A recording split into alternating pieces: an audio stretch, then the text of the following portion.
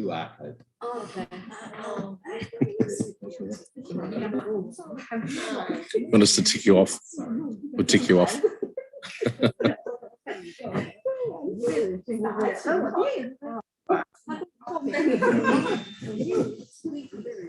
Yes, I'm trying to think of the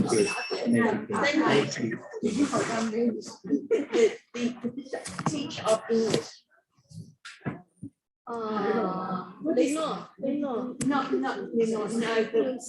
Yes, Lucian. What is Lucian? Lucian is next month. Oh, Next month, the 6th. The 6th of November. Have two ceremonies. One is tea ceremony. It's an Uncle Chinese tea ceremony. And another one, like the auditorium wedding. Very nice. Yes. Okay, welcome everyone tonight. Nice to see you all. And we will continue tonight with the study we were looking at last week on the image that Nebuchadnezzar saw that Daniel gave the interpretation of. And so we're looking at Daniel chapter 2. But before we start, we're just going to open with prayer to God.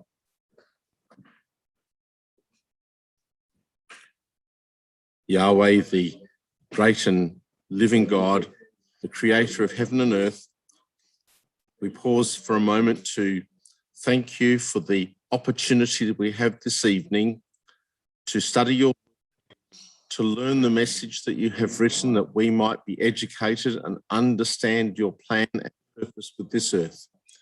We honour you and praise you in Jesus Christ's name. Amen. Okay, now, if you had your notes from last week, and I probably should have printed some more as well, but I'm sorry I forgot to do that. Yeah, I've got some. So you've got the copies of the transparencies. Now, last week we were looking at Daniel chapter. Can anyone tell me whenabouts in history does Daniel chapter 2 take place? Whenabouts in history are we talking about? Daniel explained the dream for the king. I forgot the king. Yes, so whenabouts was this dream? When did the king have this dream? What year, what time period?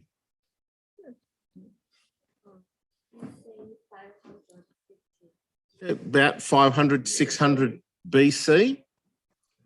Okay, so this chapter in Daniel chapter 2 takes place around about 2,600 years ago. Right, so it's a long time ago, 2,600 years ago, and we saw that on one of our slides, I think. And you can see there on the timeline, so creation was 4,000 BC, Abraham was 2,000 BC, King David that we've looked at is 1,000 BC, but Daniel chapter 2 is taking place around about 600 years BC. Okay, so we've got that. There we go. All right, so around about 600 BC. So a long time ago, 2,600 years ago. And it's important to understand that, to realise that what is written there is a prediction. What is a prediction? They're saying something before it happens. I could make a prediction that on Tuesday it is going to rain. Now, that's not anything clever on my part. I'm simply looking at my phone, and the Weather Bureau people have studied lots of information and they say there's some rain coming. If I wanted to make a prediction about who was going to win the next federal election in Australia, there's only two choices, but still it's already a bit harder to work that out and to predict. If I want to predict what countries are going to make empires in the future, very hard, right? We might say, well, it's going to be United States, but maybe it's going to be the Japanese, maybe it might be British, might be the Chinese. We don't know, because things happen like they're going a certain way and then turn around and change again. And what we're going to see in Nebuchadnezzar's image here is an amazing prediction of things that were going to take place over the next thousands of years. So can you remember whereabouts Babylon is? Whereabouts is Babylon? So I know what country. So there is no place called Babylon today, but it used to be a very powerful, a very rich and important city. Which country are the ruins of Babylon in? No, not in Egypt. In Iraq, that's it, good. So if you go to Iraq today, you can go and find the ruins of the ancient city of Babylon. There is no Babylon anymore. As we saw some pictures last week, and we'll look through them very quickly. So you have a picture there showing the map where Daniel was taken as a captive from Israel, the beginning of the dotted red line there. Daniel was taken from Israel as a captive and he went to Babylon. So the end of the dotted red line there is where Babylon was. And Babylon became such a powerful city that it controlled the whole of the Middle East, including Israel, all the way to Egypt. You can see there on a larger scale map. So south of Europe, north of Africa or east of Africa, west of China, right? You've got, this is where this story is taken in the Middle East, what we call the Middle East. And you can see there right next to Iran in Iraq is the place that Babylon used to be. And we've got drawings here of what the artists thought that the ancient city of Babylon looked like. It was a spectacular city. Everyone understand spectacular? Spectacular, really fancy, really, really beautiful and stunning. It had the river Euphrates running right through the middle of the city. So just like Perth's got the Swan River running through the city, Babylon, and it was built on both sides of the river Euphrates. So they could use the river Euphrates for transport, for going from one place to another, for food, for water, and it protected them against invasion. So Nebuchadnezzar was the king who made Babylon into an empire. Babylon had been there as a city for quite some time, BC 600, but Nebuchadnezzar was a young king, came to the throne of Babylon when his father died. And the first thing that he did was to go to attack Egypt. So if you think about, I might just get you Don to point out, so he goes from Babylon, he goes to attack Egypt. Okay, can everyone see? So he had a long way to go with his army. He took an army, he went to attack Egypt. But in the process, he went across Israel. So Israel was like the meat in the sandwich, right? They got caught, they got eaten up. Nebuchadnezzar wasn't really concerned with Israel, but Israel got in the road when he went to fight against a man called Pharaoh Necho, and he took control of Israel and put a new king on the throne of Israel. So Nebuchadnezzar has a dream. Now, we won't go through all this again in detail because we looked at it last week. Hopefully you might have read your chapter 2 again during the week and saw and discovered the story. Interesting story where Nebuchadnezzar has this dream and it scares him. It's like a nightmare, a very vivid, a very strong dream. Now, we're told later that this was a vision from God. God caused him to have this dream and it scared him. He woke up, what was it about? in the book in Daniel chapter 2, we're told that he had gone to sleep planning the future of his empire. So this man, he was a very clever man.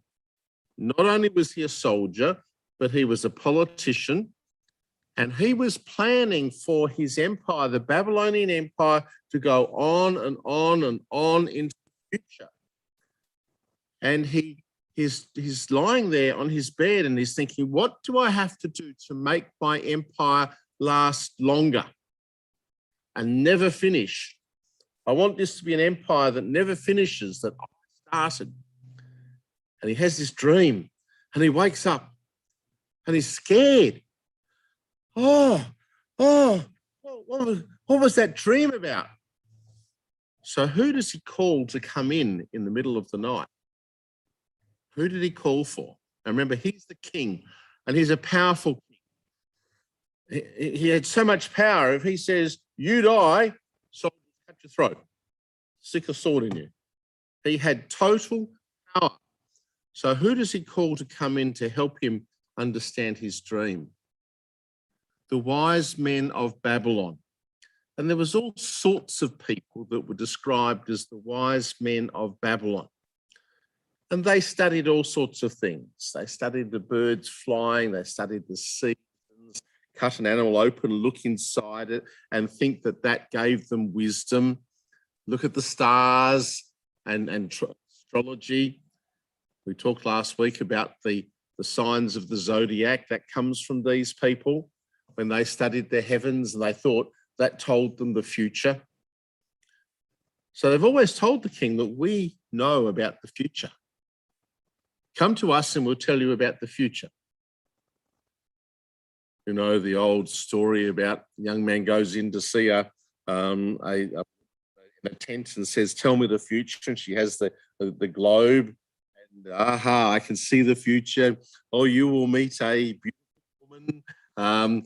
Well, yes, of course, most young men meet a beautiful woman somewhere or other. And it's no great surprise, the things that she says. But the wise men come in and Nebuchadnezzar, and they say, well, tell us the dream and we will tell you the interpretation. I could do that. Someone had a dream recently. You could tell me your dream if you can remember it, and I could give you interpretation. Would I be right? Probably not. Just to make up thing. Mean anything. In fact, most of our dreams don't really mean anything anyway. It's just our brain at night going into free spinning. It takes all sorts of ideas from the daytime and mixes them up, and we have these bizarre dreams. Anyone here dream very much? Oh, Don dreams lots. So I need to explain to little ladies remember. 他刚开始讲的是这个但以他是生活在哪里？1000年前，500年之前，就在约2000多年了。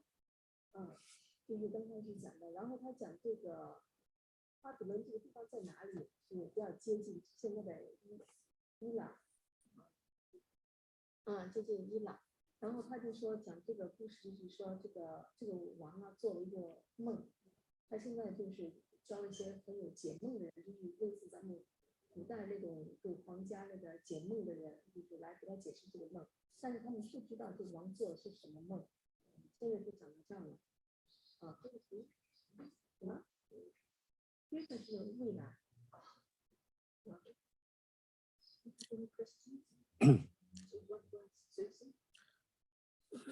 All good? Thanks, Susan. Yeah, good. Anytime you feel you want to interrupt to try and clarify something, please feel free. Yeah, that's good. We want people to understand, and language obviously is a barrier.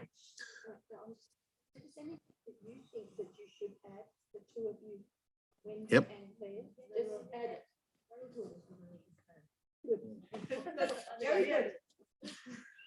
So these wise men, they're important men in Babylon. They are important men, like the top politicians or the university professors, They're heads of churches, and they get dragged by the soldiers out of their bed in the middle of the night. And they go, what's the... Well, they didn't have wristwatches, but they would know it's the middle of the night. What's he want? It's the middle of the night. No, it's still dark. What's the king want? He wants to know the meaning of a dream. Oh, that's easy. That's easy. We'll make something up. No problem. So they plan to tell him a story. And they say to him, well, tell us a dream. I've forgotten it. I want you to tell me what the dream was and what it means. Impossible. Impossible. Nobody says that. You can't ask that. That's not a fair question. The thing that any king asks his wise men. Well, I'll tell you what, wise men. If you can't tell me that, then you lot are imposters. You lot are pretenders. You lot have just been pretending to know things, and I'm going to have you all killed. Story we looked at last week.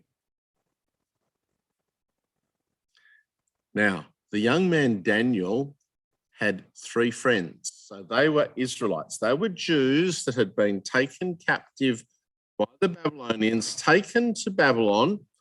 And part of Nebuchadnezzar's plan was to take the brightest young men from places like Israel and teach them the ways of the Chaldeans. That was his religion. He said, if I teach them, then they will teach their people, and my religion and my empire will last forever. So they were included amongst those that were threatened with death. And we saw in the story how that the soldier, the captain of the soldiers, went to Daniel and said, we've come to take you away to kill you. What? What have I done? Why have you come to kill me? Well, the king said that if the wise men can't tell him what he dreamed and can't tell him the meaning of that dream, then you will die. And Daniel went to the king and said, can you give me 24 hours? And he goes back, we saw in Daniel chapter 2, and he and his friends pray to God. And the amazing thing was that God told them the dream and the interpretation. Because what's happening in Daniel chapter 2 is that God is working with Nebuchadnezzar. He wants Nebuchadnezzar to know the truth. Nebuchadnezzar thinks, I'm a big man. I'm going to make an empire that lasts forever. God wants him to know that he is just a pawn in his hand, just a little thing that he is moving around like someone moves around on a chessboard. So Daniel discovers the dream. And God shows to Daniel this dream. Now, we have got an artist's impression of the dream here. It's not the actual dream, obviously. We haven't seen the dream, but Daniel describes the dream. So it was something like this. We don't know exactly what the statue was that Daniel saw, but something like this. Maybe a fiercer image because it frightened Nebuchadnezzar. It's something that frightens him in this dream, but what he sees here is,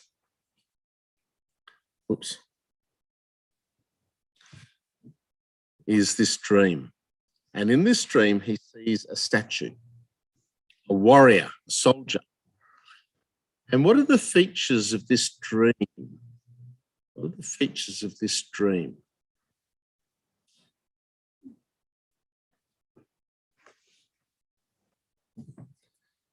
He sees the statue and it's made up of different metals. It's made up of different metals. Thanks, John. You see there that it has a head of gold. It has chest and arms of silver. It has stomach and thighs of brass. It has 2 legs of iron. And then eventually it has feet that are made up of iron and clay. And he sees in this dream that there's a stone that comes out of a mountain. No one cuts it out. A stone just comes out of a mountain and it comes smashing down on the image, and it makes the image topple over, and the stone starts to turn and grinds the metal up into powder, and the wind blows the powder of the image away. And the stone then grows into a huge mountain that fills the whole world. Now, the first thing was that it was amazing, more than amazing, just astonishing, that Daniel could see the same dream that Nebuchadnezzar had had.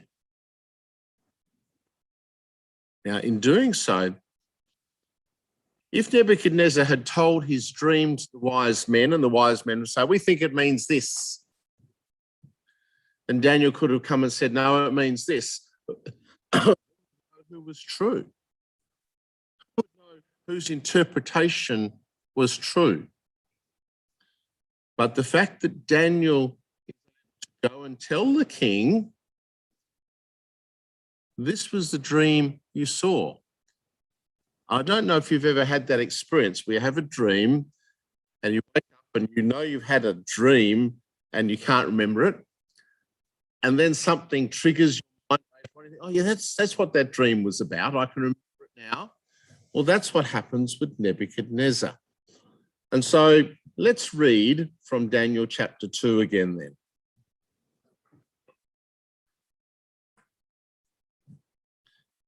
So we'll take up where we left off last week.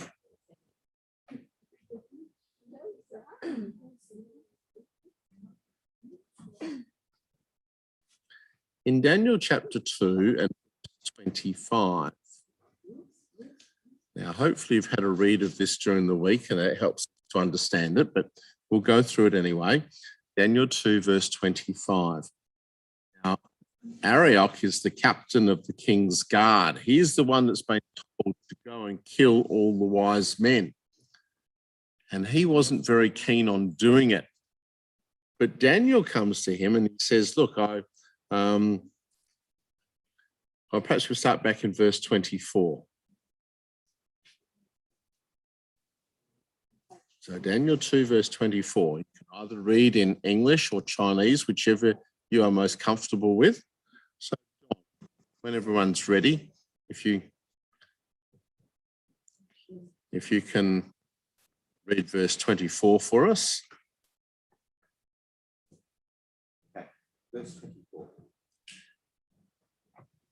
Therefore Daniel went into Arioch, whom the king had appointed to destroy the wise men of Babylon. He went and said thus to him, do not destroy the wise men of Babylon. Bring me in before the king, and I will show the king the interpretation. Now, in actual fact, this was fairly kind of Daniel.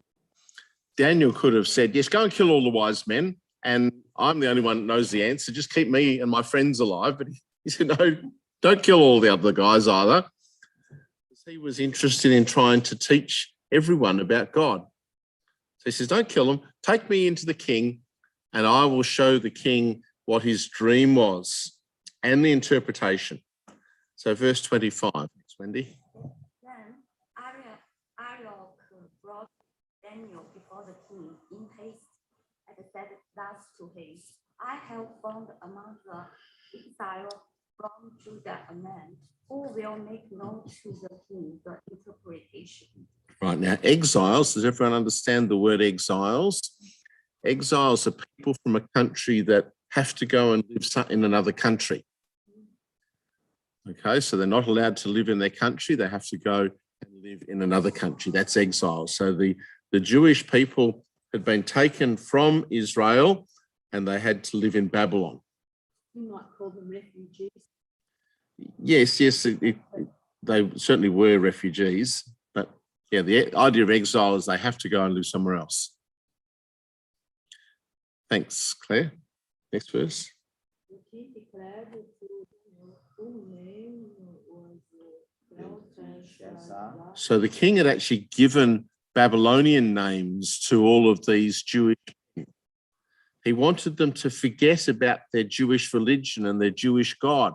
So he gave them names named after their own, after his gods, after the Babylonian gods. So Bel was a Babylonian god.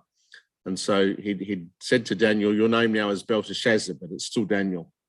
Yeah, go on, sorry, Claire. Yep.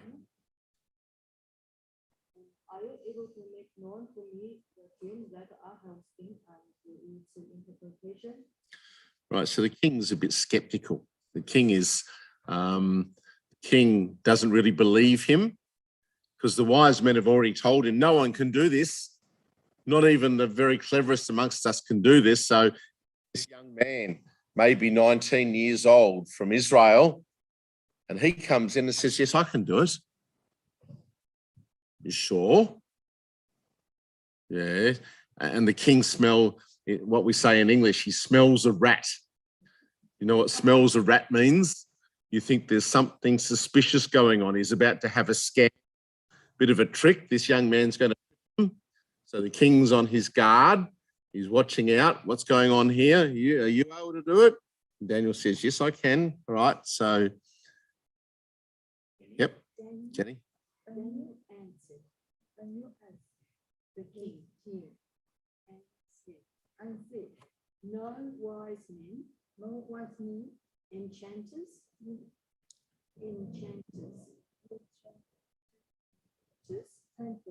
is magicians, or astrologers,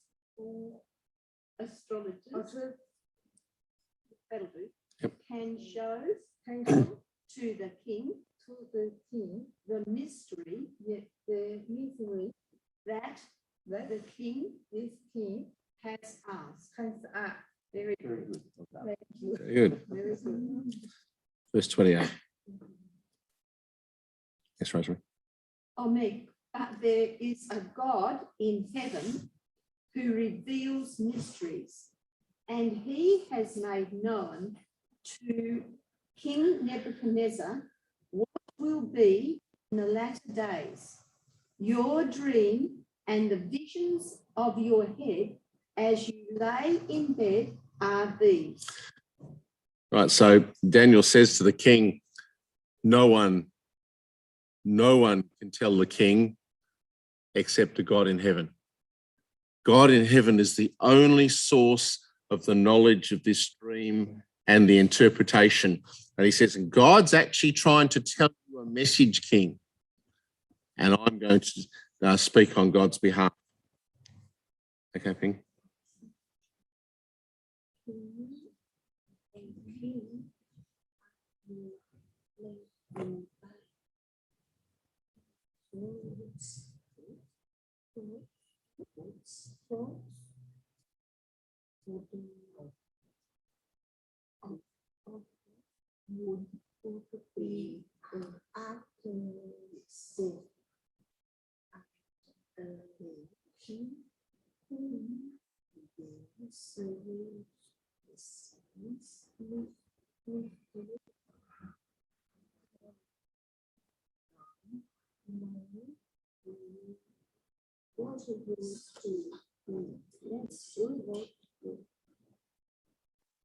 Very good. This is very hard. I can understand where you're coming from in the sense that if I had to try and read something in Chinese, I wouldn't get a single word, not a single word. So you're doing well. Next year, you will be like Yes, you have to live with hope for the future. And so what Daniel says here is that, King, you were lying in your bed wondering what's going to happen about in the future. You went to sleep and you had this dream. And it's God who is telling you what's going to happen in the future. What an amazing thing. Okay, friend. But as for me, this mystery has been revealed to me, not in wisdom that I is more than all living, in order that the interpretation may be made known to the king, and that you may know the thoughts of your mind. Now, this is a very good insight into the mind of Daniel. A lot of people would have gone to the king and says, King, well, look, I've got something to tell you because I'm so clever. You know, I'm important. You know, God's chosen me to do this, the special one. He doesn't. He said, look, I'm no more important than anyone else, but God's just using me as a means to tell the king what's going to happen. And you see, that's what we call in English humble. Someone who doesn't see themselves as particularly important or valuable, but just does things without a sense of self-importance. And here is Daniel. And you can see this is why God has chosen Daniel to be the one that he reveals it to, because Daniel's attitude is a beautiful attitude. He says, God, Yahweh, he's the one that knows the future. He's the one that tells what's going to happen. He is in control of the events of mankind. He controls empires and nations, brings them down and makes them up. Me? God's just using me. I'm just nobody. So from verse 31 on, Daniel tells us the dream. Okay, right, Susan. Oh, king, and behold, a great image, this image, mighty and of exceeding brightness, stood before you, and its appearance was Frightening. frightening. Okay, so that's why he woke up in the middle of the night, because he's frightened by what he sees. It comes across as a nightmare to him. He's scared. He says, look, this mighty image, exceeding bright. It was frightening. Okay, we'll go on verse 32. The head of this image was of fine gold, its chest and arms of silver, its middle and thighs of bronze. Just keep going for a bit. Thanks, Wendy. Its legs of iron, its feet partly of iron and partly of clay. As you looked, a stone was cut out by no human hand, and it struck the image on its feet of iron and clay, and broke the iron, the clay, the bronze, the silver, and the gold, all together were broken in pieces, and became like the chaff of the summer threshing. Yes, threshing floor. Yes, and the wind carried them away. So that not a trace of them, yes, could be found. But the stone that struck the image became a mighty mountain. A great mountain. Mountain. and filled the whole earth. and filled with the whole earth. Yes. This was the dream. Now we will tell the king its interpretation. Okay, so the dream, you have this image, golden head, chest and arms of silver, the stomach and thighs of brass, legs of iron, feet of clay and iron. Okay, and there's a stone. This stone comes flying down, hits the image on its feet. Now, it's a very top-heavy image. It's got very heavy metals at the top. It's very unstable. And so the stone hits the image on its feet, makes it fall over, the stone grinds it into powder, and then the wind blows the remnants of the image away, and there's nothing left. What could this dream mean? Well, God tells us what this dream means. Now, this is what we call Bible prophecy, where God predicts the future. Now, people can't predict the future. You might make a prediction, it might happen, it might not. Very good chance it won't. There's some things you can predict. I can say to my students at school, if you study well, you'll do well in your exams. Okay, if they work hard and help them and they can do well in their exams. That's not really a prediction, that's just a normal process. Okay, but to predict, if I said to one of my students, in 10 years' time, you'll have a car accident and die, that's a prediction. Now, the more unlikely a prediction is, the less likely it to happen. If you wish to predict things, you usually predict things that are very common, very likely to happen. Now, at this time when Daniel is making this prediction, what would you have said about the Babylonian Empire? Nebuchadnezzar he's at the height of his power. He's taken the whole of the Middle East. He's got good ideas about how to preserve his kingdom.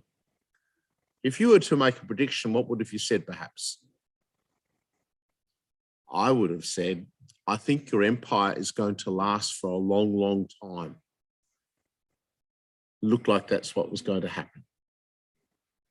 But that's not what happened. Okay. So Daniel then goes on to tell the interpretation. How do we know that, how did Nebuchadnezzar know that the interpretation meant anything? Because Daniel had been able to tell him what he dreamed. And God had set up this situation. Now, there are a lot of Jewish people as captives in Babylon. And what God is doing is bringing Daniel to the attention of Nebuchadnezzar, and he's going to make Daniel to have an important position in Babylon to be able to protect the Jewish people. God's got a plan behind this dream here. Okay, he's also trying to work with Nebuchadnezzar and to convert him to understand the truth as well, and to get him to worship Yahweh as the God of heaven. Okay, so verse 37, Daniel goes on and tells us the interpretation. Right, whose read did we get to? Was it Ping, was it? Yeah, I think it might be verse 37.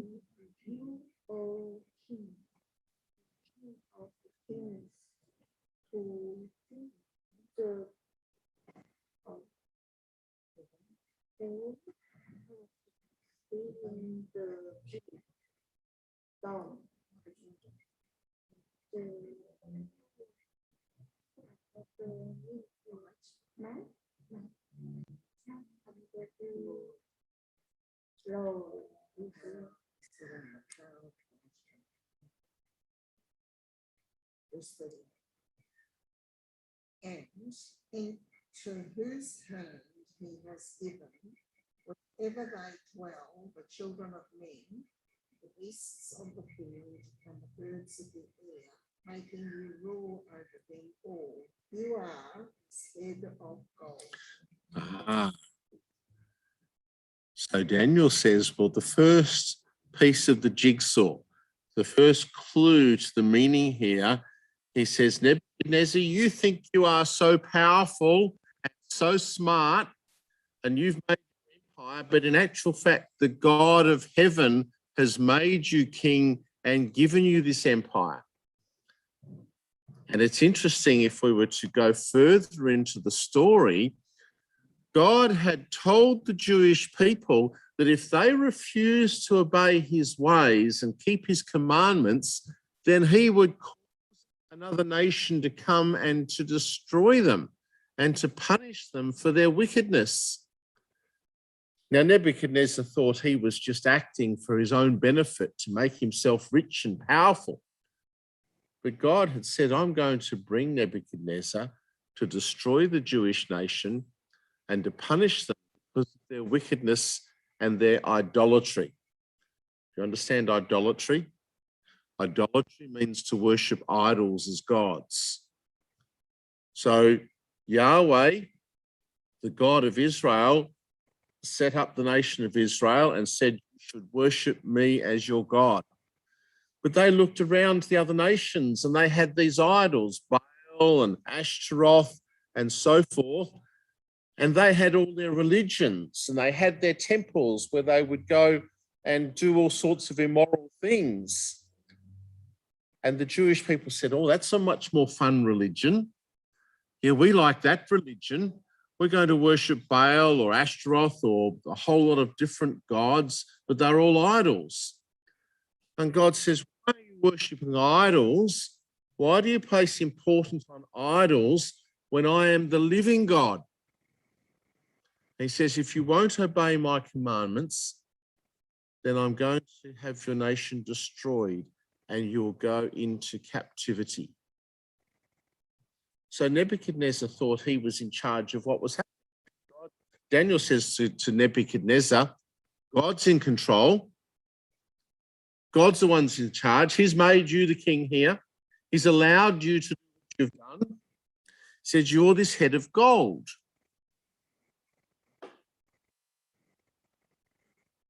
Another kingdom inferior to you shall arise after you, and yet a third kingdom of bronze, which shall rule over all the earth. And so what we're told here is that there is the first kingdom, and it's replaced by a second kingdom, and then by a third kingdom, and then by a fourth kingdom. Read that. So we'll carry on then. So verse 40. And there shall be a fourth kingdom strong as iron, because it breaks to pieces and Shatters. shatters all things, and like iron that crushed, it shall break and crush all those. Right. So he says, look, there's going to be a second kingdom, and then a third, and the fourth. And the interesting thing is that history now tells us what these kingdoms were. So let's look at it on the screen there then. So, whoops. So you have firstly the Babylonian Empire. See a map there. It was a very rich kingdom, very rich, but not particularly big. Big enough for me, but it's not as big as the next kingdom. And the next kingdom is the Persians, the Medes and the Persians. And you have you ever heard of a man called Cyrus? The Persians refer to him as Koresh. So Cyrus is the man who takes Babylon, takes the city of Babylon, and he's a Persian. Then we find that the chests and the arms are of silver. They're the Persian Empire, the Medo-Persian Empire. Lasts for 200 years. Now, you notice with the Nebuchadnezzar's image, Nebuchadnezzar's empire, the Babylonian Empire, it only lasts for 70 years. I say only 70. Governments nowadays in the Western world only last for normally 2 terms. They get voted in, they get another term voted out, sometimes only 4 years. The governments only last for a very short period of time. Some places in the world, like Mr. Putin in Russia, he's been going for a bit longer. I think the current president in China has made himself president for life and so forth. So sometimes people have a bit longer. Nebuchadnezzar's Babylon, he thought it was going to last forever. 70 years, finished. And Cyrus and the Persians come along. Then, so that's the Persian Empire. You can see that the Persian Empire was much larger, but not as rich as the Babylonian Empire. So it was represented by silver. The currency that the Persians used was silver. When we come to the Third Empire, the Greek Empire, has anyone heard of Alexander the Great? Yes, Alexander the Great. So he was the man, he was just a young man. His father died. He was in Greece. Does everyone know where Greece is? So on the next map here, you'll see it. Next map, the one on the top left, where it's top left is Greece.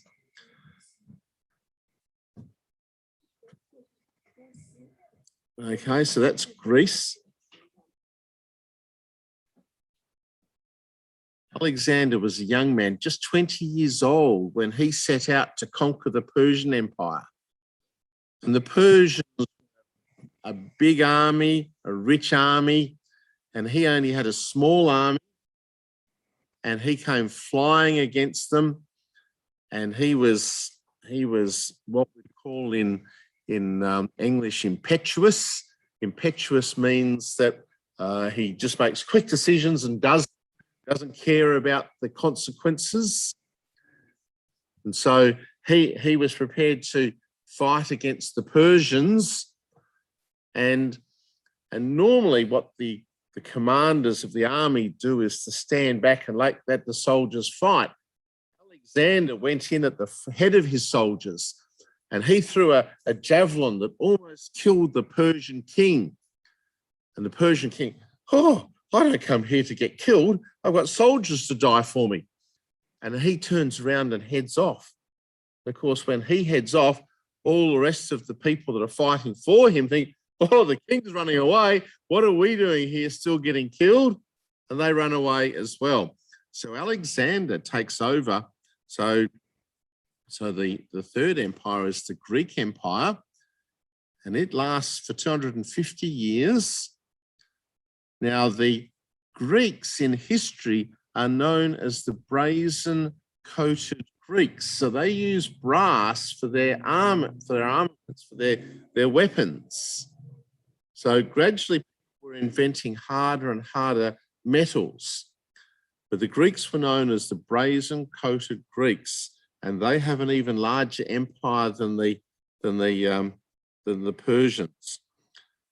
But then along comes the Roman Empire.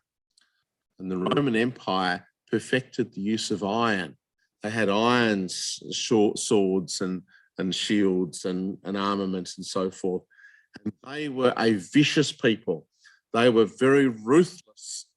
And they took control of the Greek Empire. They replaced it with the Roman Empire. The first of the Roman Empire emperors was Julius Caesar. I don't know if you've heard of Julius Caesar. He was a very ruthless man. He didn't care who he killed or what he did in order to take control of the Roman Empire. And so the Roman Empire, all right, let's go comments here before we get on to that. So we might just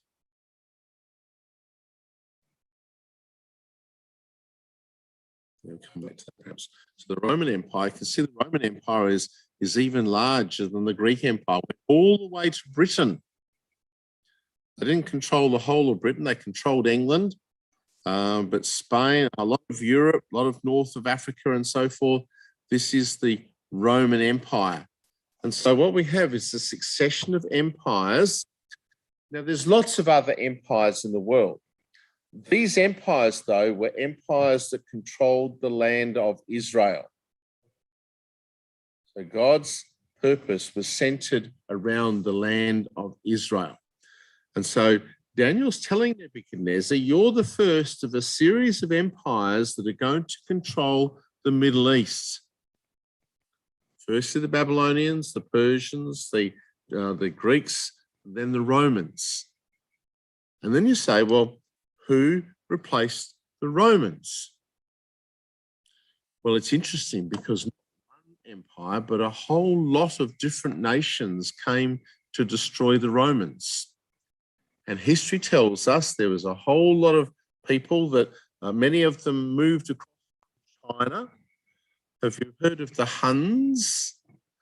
The Huns, it suggested that the Great Wall of China was to exclude, to get the Huns out of China. And over centuries, they gradually moved west towards Europe. There's the Goths and the Visigoths and a whole lot of different groups of people that came across Central Asia and took different parts of the Roman Empire. There was never any single nation that took control of the Roman Empire, a whole lot. And so we have in the image the feet.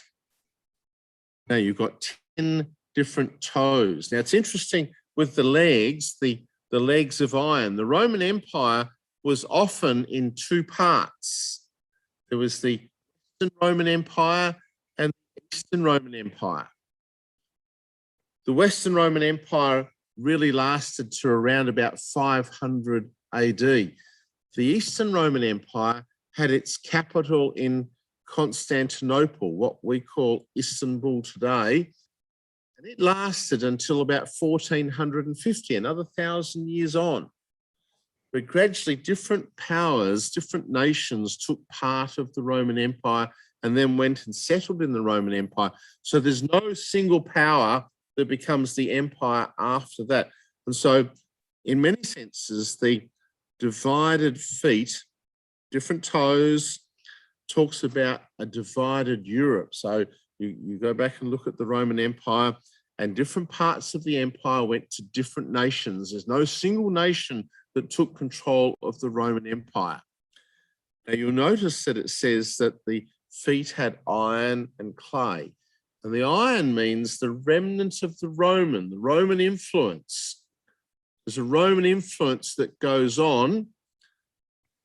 Do you know what clay is? So if you want to make pottery, you use clay. Now, how strong is pottery? Pottery, if you have pots. How strong are they? So if I have that bowl, can I smash that bowl fairly easily? If I try and mix it with iron, it doesn't really bond to the iron. If you have clay and the iron mixed together, but there's no great strength there. So compared to the Roman Empire, it's not as strong. Okay, so we then see that what happens. See that? I'll do that again.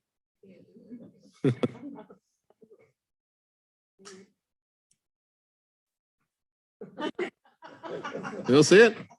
I'll do it one more time. I could do this. Bang! And the stone hits the image, knocks the image over, and grinds it up. So that's what we read in, I don't think we've read that yet, have we? So verses, we did read that bit, yes. So let's read verse 41 then.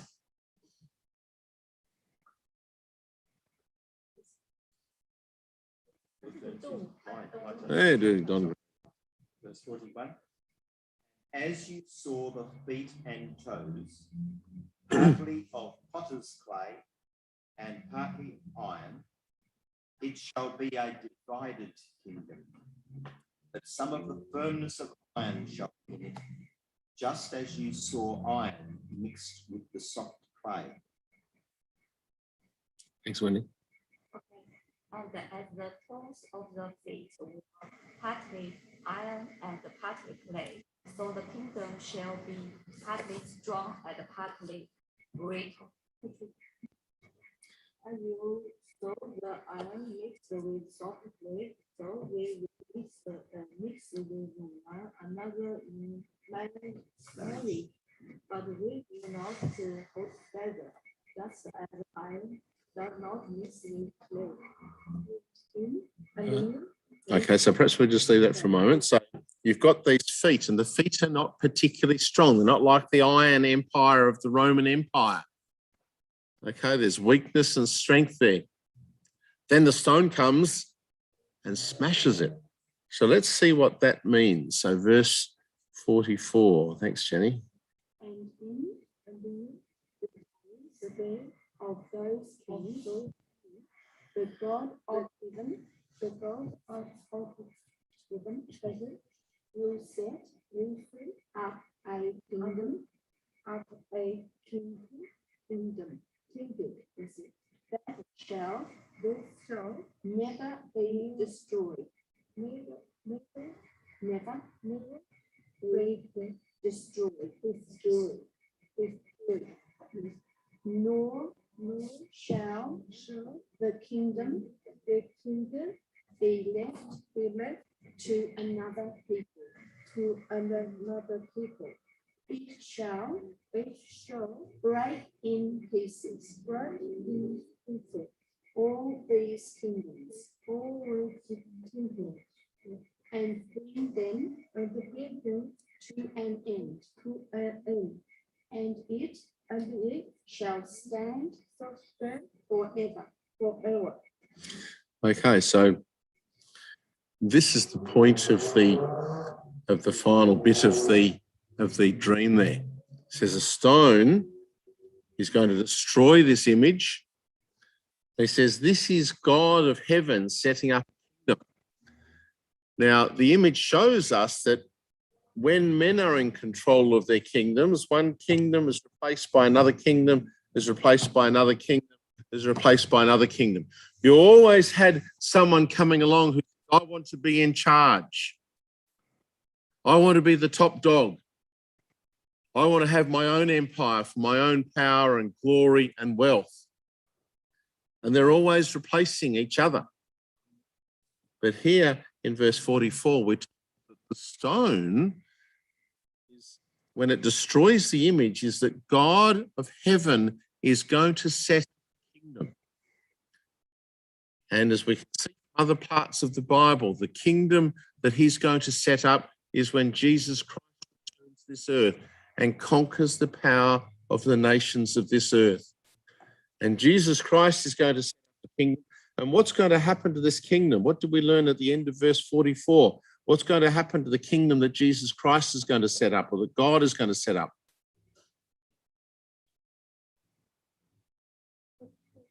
No, the end of verse 44. I'm just asking a question. What did he say is going to happen to the kingdom that God sets up?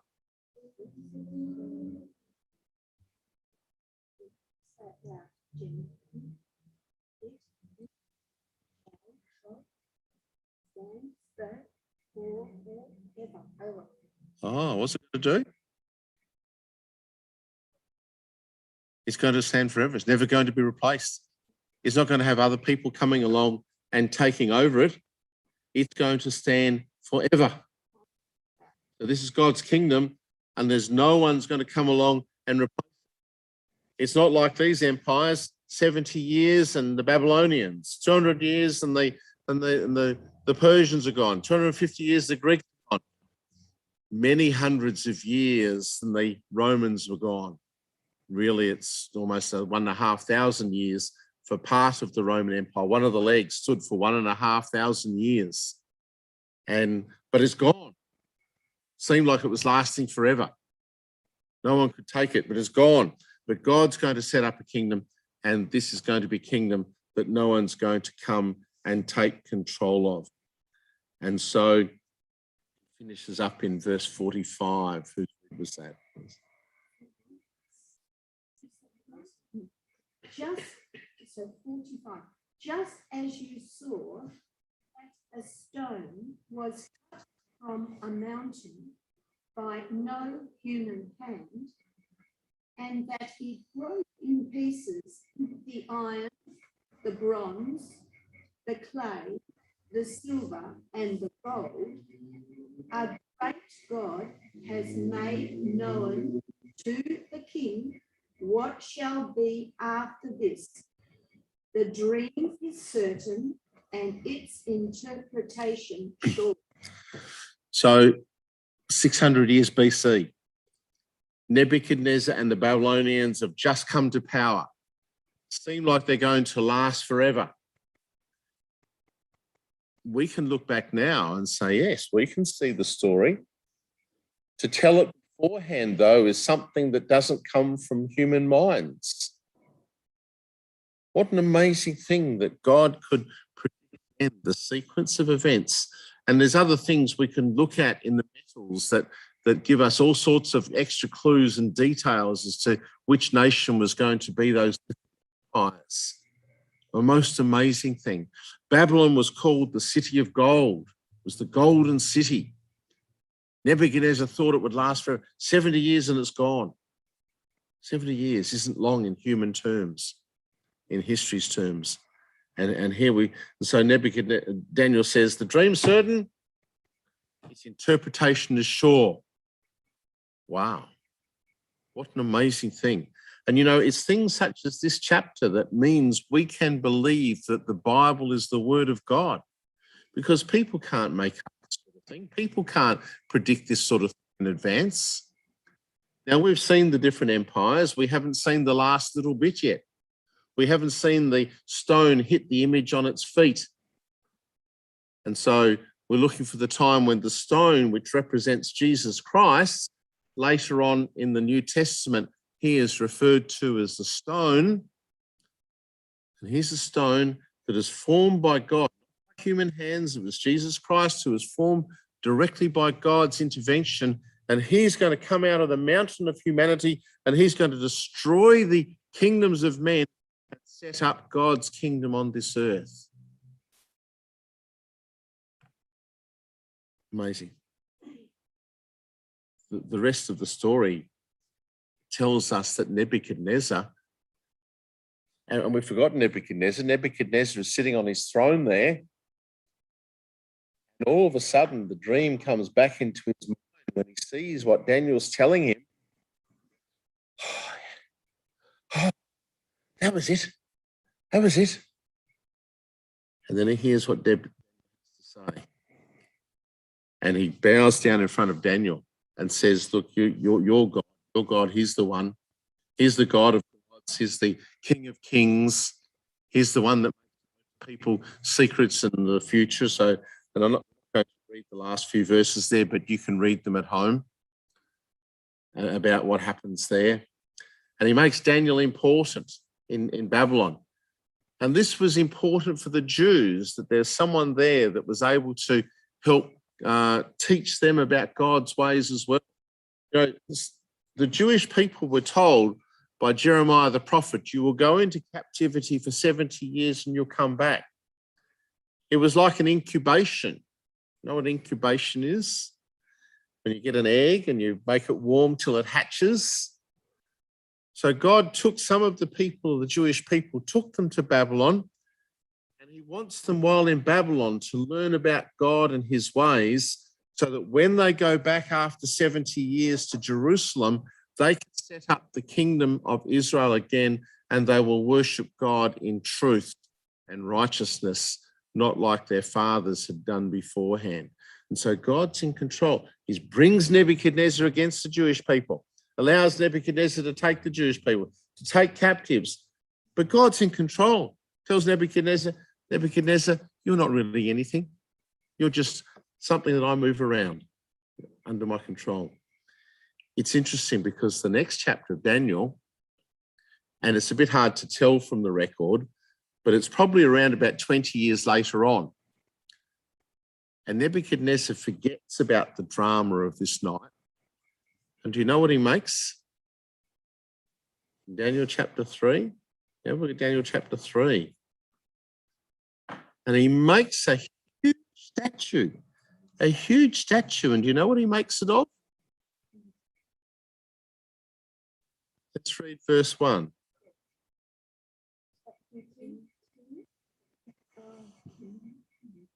Just the first bit will do.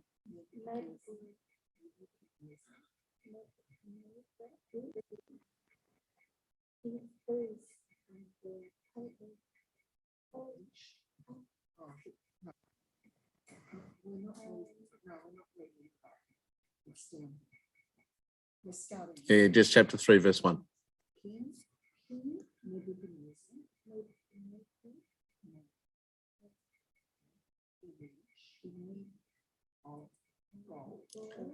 Right, that'll do. That'll do. So what does Nebuchadnezzar do? He says, I'm not just the head of gold. It's a whole image of gold. He says, my empire is going to last forever. Let's forget about this dream that I had years ago or something like that. He says, I think we got it all wrong back then. It's going to be an image that's going to be all of gold. And it's a really interesting story, chapter 3. I'll leave you to read chapter 3 at home. It's a fascinating story. But this is Nebuchadnezzar challenging the dream. He challenges God, and you read what happens. Fascinating. Sorry, we haven't got it. We're just talking about the head of gold. Yep. But Nebuchadnezzar made a whole statue of gold. A whole, Not just the head. not just the head, the whole lot. Like this. Can you go back? Yeah, sure. Yeah, see that?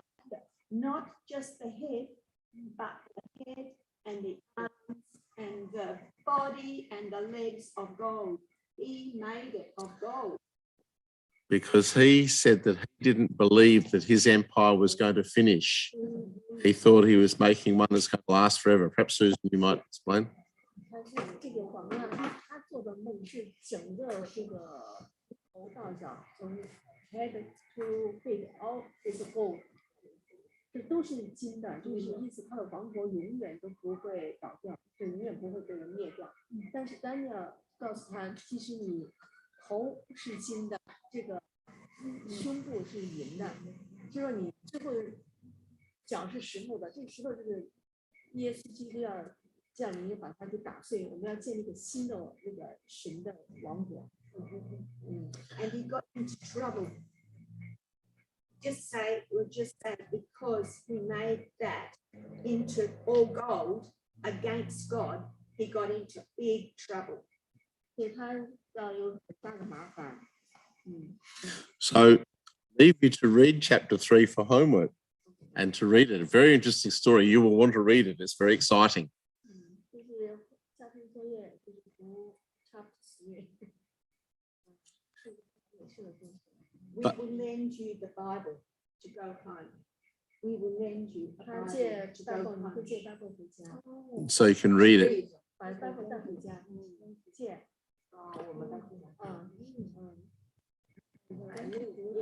You just put a marker in there. So Where the marker is number 3. 回家要读。 Yes, yes. So you can read it in Chinese, so you can get the story. But Nebuchadnezzar is saying, I don't believe, Daniel, I don't believe that my empire is going to be finished and another one come along. He said, it's all going to be gold, but we know who was right. 他就相信他做梦全都是真的，他就不相信他有一天他就说会消灭掉。就是梦里面全是就是这样，对。So history tells us now we know exactly who was right.